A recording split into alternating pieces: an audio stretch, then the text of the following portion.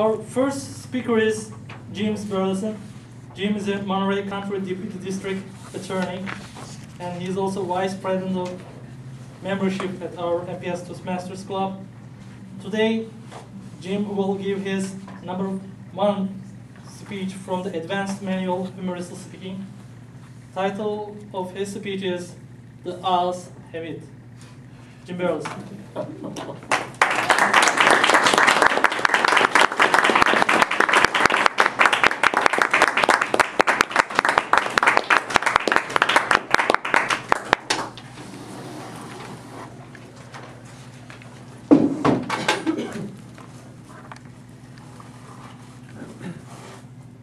Some time ago, I stopped by my brother's house to drop off a gift for one of his kids. As I walked in the door, my nephew Jay came rushing up to me with a concerned look on his face, grabbed me and said, Uncle Jim, are you okay?" I said, "Yeah, well, why are you asking?" He said, "I saw you on the internet a couple of hours ago. You were speaking, but somebody was giving you a bad time, constantly interrupting you. Every time you said something, there was this loud noise." What was happening? It was awful. What were they trying to do to you? I thought a second and said, "Jay, I think what you probably saw was my speaking at my Toastmasters Club. And what you likely heard was an counter aggressively ringing a bell." He just gave me one of those, shook his head and just gave me one of those, wow, that's weird sort of looks. It was awkward having to explain this videotaped debacle to my nephew, not to mention wondering how many other people I know might have seen this tape. However, it did have the positive effect of making me think about doing something to improve my awe problem. I decided to adopt a 3-step approach. First, I'd have the problem diagnosed. Then I'd try to figure out what caused it. And then I'd try to take some steps to eschew my awes and improve the condition. Well, to get a diagnosis, I went to the best physician in the area, Dr. Fred Sadler. I came to my visit, and I gave him my history, and then he did his examination. He said, "Open your mouth."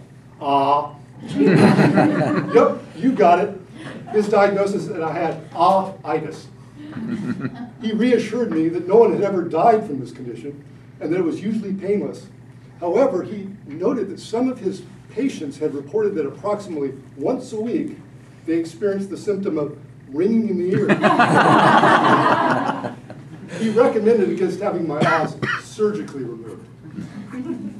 Like tonsils, awes have their positive uses. Imagine going through life without being able to ooh and ah. Well, now that I was armed with the diagnosis, the next step was to figure out what caused the problem. That was easy. It was inherited. Not from my mom. She had been an actress, and her speaking was flawless. I don't think I ever heard her utter an ah. In fact, if you heard her speak, you might even wonder if we were related. Ouch. However, my dad, now that was a completely different story. He was from the border south, and he spoke with sort of a lazy-tongued drawl. And he was prone to messing up pronunciations, and he frequently awed. I remember hearing him speak when I was a kid and thinking to myself, poor guy, not realizing that later on people would probably be thinking the same thing about me. However, I don't want to throw my dad under the bus. I'd leave you with a negative impression. He was a great father, outstanding businessman, played major college football, was for long considered the best bridge player in Central California, had more common sense than anybody I've ever known. When he died a few years ago, the Army sent over a detachment of soldiers to his funeral. By the time he was 19, he was already a decorated combat soldier in Patton's 3rd Army, so he had to grow up fast. There are a lot of great attributes I could have inherited from my dad. Instead, I got my pa's ahs. But it was worth it to have such a great pa. Well, now that I was armed with the diagnosis and I knew the cause, the next step was try to eschew my ahs and improve it. I decided to join AA, Oz Anonymous.